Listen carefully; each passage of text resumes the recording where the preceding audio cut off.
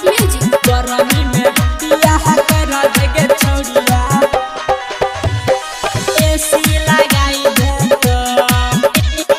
AC लगाई दे तो ई गरमी में बियाह करा देगे छोड़िया सहिया एसी लगाई दे तो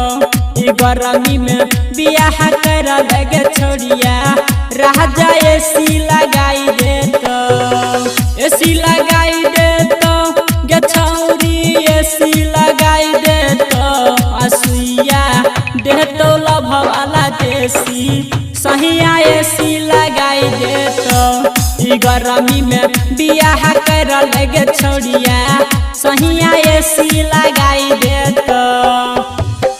डीजे सुमित सतीश गरमी में बियाह कर लगे छोड़िया प्लानिट म्यूजिक दरभंगा एसी लगाई दे तो एसी लगाई दे तो छूटे देतो नहीं कबो पसेना रोज डोलई तो हाथ से बेना हगे छौड़ी रोज डोलई तो बहना त कबो छूटे नहीं देतो पसेना रोज डोलई तो हाथ से बेना गे छौड़ी रोज डोलई तो बहना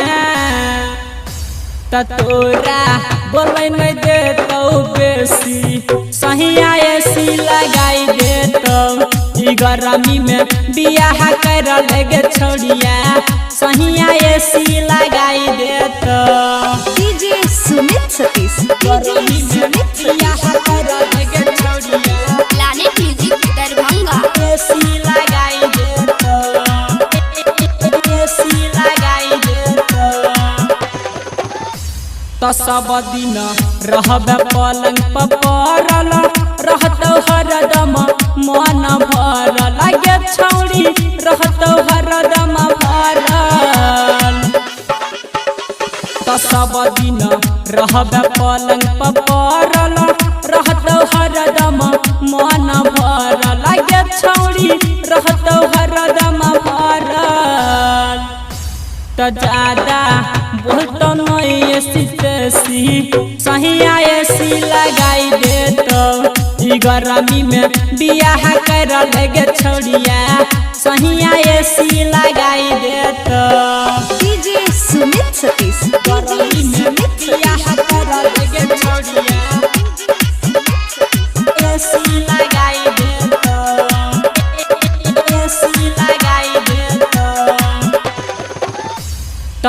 गई है रमन जी साथ है हलंग हरदम हिलत रहतौ पलंग गे छौड़ी हिलत रहतौ पलंग गई है किसन साथ है अलंग